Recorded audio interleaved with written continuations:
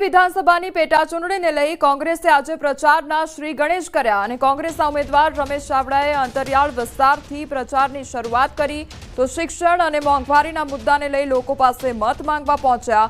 OBC મતોથી પ્રભાવિત મત વિસ્તારોમાં મતદારોને મત આપવા અપીલ કરી। પ્રચારમાં પૂર્વ ધારાસભ્ય બળદેવજી ઠાકોર સહિત કોંગ્રેસના હોદ્દેદારો અને આગેવાનો પણ જોડાયા હતા। આજે અમે કોંગ્રેસ પક્ષ તરફથી ચૂંટણી પ્રચારમાં આજે શ્રી ગણેશ કર્યા છે। અહીંયા મુદ્દામાં એક વસ્તુ ખાસ ઉભરીને આવે છે કે અહીંયા મોંઘવારી જબરજસ્ત છે, શિક્ષણ ખાડે ગયું છે, એટલે મોંઘવારી એટલી બધી વધી ગઈ છે કે એની કોઈ સીમા નહીં। એટલે અમને લાગે છે કે આમાં અમે લોકો સક્સેસફુલ થશું અને લોકો જે પબ્લિક જે થાકી ગઈ છે એ લોકો અમને જંગી મતોથી જીતા। કોંગ્રેસના ઉમેદવાર તરીકે રમેશભાઈ ચાવડાને લઈ અને ગામડે ગામડે આજે પ્રચારના શ્રી ગણેશ કર્યા છે। આપ તમે જોઈ શકો છો, જો રમેશભાઈ ચાવડાને અને કોંગ્રેસના આગેવાનને અને કોંગ્રેસના અમારા ઉમેદવારને લોકો મળવા આવે છે। આવી દમ ધોકધોકતા તાપમાં પણ કોંગ્રેસના ઉમેદવારને મળી અને કોંગ્રેસના ઉમેદવારને જીતાડવા માટે આ વખતે કડી તાલુકાની પ્રજા એ કામે લાગવાની છે। કચ્છમાં સ્થાનિક સ્વરાજ્યની ચૂંટણીનો ધમધમાટ શરૂ થયો છે, ત્યારે ભુજ મામલતદાર કચેરીએ ઉમેદવારોએ ફોર્મ ભર્યા। વડજર ગામના સરપંચ ઉમેદવાર તરીકે કિશોરસિંહ સોઢાએ દાવેદારી નોંધાવી છે, ત્યારે કુલ 7 સભ્યોએ પણ ઉમેદવારી ફોર્મ ભર્યા છે। વિવિધ તાલુકા મથકોએ ફોર્મ ભરવાનો સિલસિલો જારી છે, ત્યારે મોટી સંખ્યામાં લોકો મામલતદાર કચેરીએ ઉમટ્યા હતા। અરવલ્લી બાયડ તાલુકાની રૂપનગર ગ્રામ પંચાયત સમરસ થઈ છે। વિભાજન બાદ પ્રથમ ચૂંટણીમાં જ સમરસ થઈ પંચાયત ભરતભાઈ પરમારને બિનહરીફ સરપંચ તરીકે જાહેર કરવામાં આવ્યા છે। ધારાસભ્ય ધવલસિંહ ઝાલાની ઉપસ્થિતિમાં પંચાયત સમરસ બની તો અગાઉ કરેલી જાહેરાત મુજબ ધારાસભ્ય પંચાયતને 10 લાખ રૂપિયાની ગ્રાન્ટ આપશે। 953 મતદારો ધરાવતી પંચાયત સમરસ થતા ભવ્ય સ્વાગત કરાયું। નગર તથા દલપતપુરા ગામના સર્વ આ ગ્રામજનોનો હું આભાર માનું છું કે તેમણે મારે ઉપર વિશ્વાસ રાખીને મને સરપંચના ઉમેદવાર તરીકે મારું નામ સમરસ ગ્રામ પંચાયત તરીકે જાહેર કર્યું છે।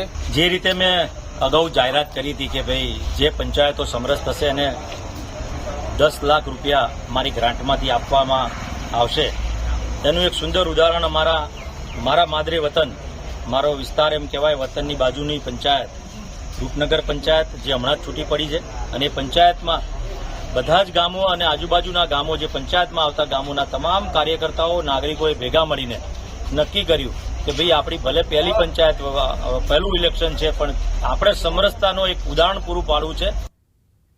પાટણના કોંગ્રેસના ધારાસભ્ય કિરીટ પટેલે અનોખી અને મહત્વની જાહેરાત કરી। તેમણે ગ્રામ પંચાયતની ચૂંટણી દરમિયાન થતા ઝઘડાઓ અને વેરઝેર અટકાવવા સમરસ પંચાયતોનું અભિયાન હાથ ધર્યું છે। મત વિસ્તારની અંદર જે પણ ગ્રામ પંચાયત બિનહરીફ થશે અથવા સમરસ થશે એ ગ્રામ પંચાયતને રાજ્ય સરકારની જે ગ્રાન્ટ વધારાની મળે છે એનાથી 2.5 લાખ રૂપિયાની ગ્રાન્ટ દરેક ગ્રામ પંચાયતને હું વધારાની પૂરી પાડીશ। એટલે જે પણ ગ્રામ પંચાયતની અંદર ચૂંટણીઓ છે એ તમામ લોકોને મારી વિનંતી છે કે ગામની અંદર શાંતિ, સલામતી અને એકતા જળવાય એના માટે સમરસ ચૂંટણીઓ કરવી જોઈએ। ગ્રામ પંચાયતની ચૂંટણીના પડઘમ વાગી ચૂક્યા છે, ત્યારે ગ્રામ્ય વિસ્તારોમાં ચૂંટણીનો જંગ જામ્યો છે। ચૂંટણીમાં જીતવા માટે તમામ લોકો એડી ચોટીનું જોર લગાવતા હોય છે, ત્યારે પાટણ જિલ્લામાં ગ્રામ પંચાયતની ચૂંટણીમાં સમરસતાનું ઉત્તમ ઉદાહરણ સામે આવ્યું છે। અહીં મહિલા સશક્તિકરણ સાચા અર્થમાં જોવા મળ્યું। વાત છે ચારંડા ગામની કે જે પહેલા બોરુડા જૂથ ગ્રામ પંચાયતમાં સામેલ હતું અને આ વર્ષે તેનું વિભાજન થતાં ચારંડા ગ્રામ પંચાયત અલગ પડી હતી અને આ વર્ષે પ્રથમ વખત જ ચૂંટણી થવા જઈ રહી છે, પરંતુ આ ગામના તમામ લોકોએ ભેગા મળી સહમતિથી ગ્રામ પંચાયત સમરસ કરી છે। અમારા ગામની ચૂંટણી થવાની હતી પણ મને રાખ્યા, તે મને બિનહરી કર્યા, તે ખૂબ ગામનો આભાર અને એમાંથી બનશે એ મને કામ સુધારીને કામ કરજો। બસ અમને હોદો ગામ બહુ સરસ આપ્યો છે, અમને ઉપસરપંચ રાખ્યા અને અમે ગામનું સારું કામ કરશું। બધી મહિલાઓ થઈ અને અમને બહુ સારું એમ કે હોદો આપ્યો અને અમે સૌને સાથ રહીશું। આ નિર્ણયને લઈ ગામના પુરુષોએ પણ આનંદ વ્યક્ત કર્યો. નારી શક્તિ થકી ગામને વિકાસની દોર આગળ વધે તેવી અપેક્ષાઓ સાથે ગામની સુકાન મહિલાઓને સોંપવામાં આવી છે. બિનહરીફ સરપંચ શરૂઆત અમારે બુરુડા જૂથ પંચાયત હતી, પછી અમે અલગ પંચાયત કરીને પહેલો દાખલો બેસાડી અને એમાં 8 સભ્ય અને 9માં સરપંચ, 9 મહિલા સશક્તિકરણ. સરકારશ્રીએ જે નારી શક્તિને આગળ લાવવાની વાત કરી હતી એને અમે સાર્થક કરી બતાવી. સરકારનો ઉદ્દેશ હતો 50%, અમે 100% કરી બતાવ્યો છે અને સરકારશ્રીને વિનંતી અમે સારામાં સારું કાર્ય કરશું. ગઈ ટ્રમમાં જૂથ પંચાયત હતી, પણ આ ટ્રમમાં અલગ પંચાયત થવાથી નારી લક્ષ્મીનું સરકારશ્રીની નીતિઓની નારી પ્રત્યેની જે નીતિઓ છે ને એને અમે ગામે સ્વીકારી અને નારી શક્તિને આગળ કરી અને મહિલાઓને વહીવટ આપ્યો. સરકારનું મૂળ 50% હોય, પણ અમે 100% ગામના લોકો બધા મળી આખા ગામના સાથ સહકાર લઈ અને આખી પંચાયતની બોડી મહિલાઓના હાથમાં આપે છે. ગામનો આભાર ખૂબ 18 વર્ણનો ખૂબ આભાર અને ગામની એકતાથી બુરુડા જૂથ પંચાયત હતી.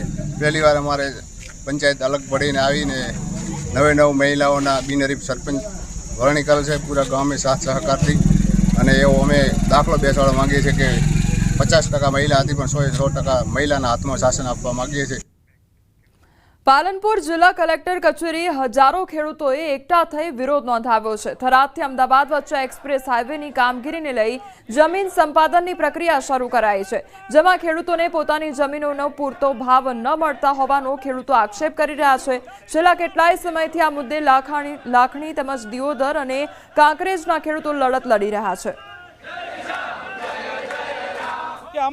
અમારે તો આ તો આજીવન ચાલવાની છે. અમારી જમીન તો અત્યારે બજાર ભાવ જે ચાલતો હોય એનાથી 3 ગણા ભાવ અમને આપે તો અમને પોસાય એવું નથી. પણ સરકાર જો વિકાસ જણાવે વાતો કરતી હોય તો અમને વિકાસ સામે વાંધો નથી. અમારી જમીન ધારો કે 15 લાખે વેચી તો અમને 50 લાખ રૂપિયા આપે અને એ આપે તો અમે કોઈ ધંધો કરી શકીએ, અમારા બાળકો ધંધો કરી શકે. અને જો નહીં આપે તો અમારા રોડ ઉપર આબાદ બીજો કોઈ વિકલ્પ છે નહીં. એની અંદર મારા ખેડૂતોને 2011ની જંત્રી પ્રમાણે મફતના ભાવે કંપની દ્વારા આજની બેઠેલી સરકાર લૂંટી રહી છે. અત્યારે એવોર્ડો થયેલા છે પેમેન્ટ માટે. એ 2011ની જે જંત્રી હતી 20 રૂપિયા એ પણ હાલે, અત્યારે એના 800 રૂપિયા જંત્રી છે. એટલે સરકારથી તાત્કાલિક 2011ની જંત્રી મુજબ આ ખેડૂતો પાસે લૂંટવાનું બંધ કરે, એ એવોર્ડ રદ કરે અને નવી જંત્રી સરકારશ્રીએ જે જાહેરાત કરેલી હતી એના અનુસંધાને નિયમને લઈ અને મારા ખેડૂતોને નવી જંત્રી પ્રમાણે ચૂકવણું કરે એવી મારી માગણી છે. ઘણું કરોડોનું નુકસાન છે. હાલના મને 1 ને 1.5 લાખ રૂપિયા મળે છે ખાલી વીઘે, એના પ્રમાણે કરોડોનું નુકસાન. તમારી શું માંગ છે? મને એ નવી જંત્રી, આ નવો જે આ સરકાર બોલે છે કે નવું ગુજરાત છે એના પ્રમાણે અમને વળતર આપે તો અમને સારું લાગે. અરવલ્લી જિલ્લાના મોડાસા તાલુકામાં આવેલા ફરેડી ગામથી અણદાપુર ગામે જવાનો રસ્તો મંજૂર થયા અને 3 વર્ષ જેટલો સમય વીતી ગયો છે, છતાં હજી સુધી આ રસ્તો નહીં બનતા અવરજવર કરતા લોકોને હાલાકી ભોગવવાનો વારો આવ્યો છે. આ રોડ પ્રધાનમંત્રી ગ્રામ સડક યોજના હેઠળ મંજૂર કરવામાં આવ્યો હતો, પરંતુ તંત્રના ભ્રષ્ટ બાબુઓ અને કોન્ટ્રાક્ટરની બેદરકારીના કારણે આ રોડ હજી સુધી બન્યો નથી. સ્થાનિકોએ અનેકવાર માર્ગ અને મકાન વિભાગના કાર્યપાલક ઇજનેરને રજૂઆત કરી છે, છતાં તેમને ગેરમાર્ગે દોરવામાં આવતા હોવાના ગંભીર આક્ષેપો કરવામાં આવ્યા છે. 3 વર્ષ અગાઉ રોડ પ્રધાનમંત્રી સડકમાં મંજૂર થયેલો અને કામ ચાલુ થયેલું છે તે વખતે, અને 2 વર્ષથી આ કામ છે એ બંધ કરી દીધું. કોન્ટ્રાક્ટરે કયા કારણોસર બંધ કર્યું એ અમે જાણતા નથી. વારંવાર અમે કાર્યપાલક ઇજનેર શ્રી સાહેબને મળીએ છીએ, ઓફિસે જઈએ તો સાહેબ ઘણીવાર મળતા જ નથી. આ 3 વર્ષથી મેટલ અહીં પાથરેલી છે આ રસ્તામાં, તો અવારનવાર આ 80 થી 90% જમીન અમારી ફરેડીની અંદર આવેલી છે. અને આ 5 થી 6 કિલોમીટરનો રસ્તો છે બંને બાજુ થઈને. તો આવર જવર બાઇકોવાળાને, ટ્રેક્ટરોવાળાને, અન્ય સાધનવાળાને બહુ તકલીફ પડે છે. વરસાદ આવે તો અંદર પાણી ભરાઈ જાય છે, તો અંદર મેટલ પડી હોય તો ખબર ના પડે. અમુક બાઇકો લઈને પડી જાય તો નુકસાન ઘણું આવે છે. આણંદ જિલ્લાના ખંભાત શહેરમાં લાલબાગ વિસ્તારની જમીનના માલિકી હકને લઈને વિવાદ સર્જાયો છે. ખંભાતના પૂર્વ પાલિકા પ્રમુખ યોગેશ ઉપાધ્યાયે ખંભાતના નવાબના વારસદાર સામે અપીલ દાખલ કરી છે. અપીલ અનુસાર લાલબાગ વિસ્તારની કેટલીક સર્વે નંબરની જમીન ખંભાત નગરપાલિકા હેઠળ હોવા છતાં નવાબે પોતાની જમીન કહીને વેચી નાખી છે.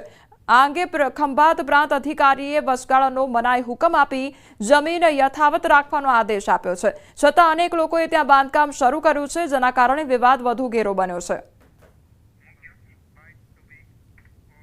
જેણે રોકાણ કર્યું છે કે જેણે પ્લોટો ખરીદ્યા છે, જમીનો ખરીદી છે, એની પરિસ્થિતિ એવી છે કે જે માલિક નથી એની પાસેથી ખરીદી છે તો એણે કાં તો નગરપાલિકા પાસે પૈસા ભરીને ફરી નવેસરથી દસ્તાવેજ કરવો પડશે જો મિલકત જોતી હશે તો, અને નહીં થાય તો પછી એની માલિકી રદ થશે. તો માલિક સિવાયનો જે રજિસ્ટર્ડ વેચાણ દસ્તાવેજ થયો છે એ દસ્તાવેજો પણ રદ થશે તો રોકાણકારોને કે જે ખરીદદારો છે એમને પણ મોટું નુકસાન વેઠવાનું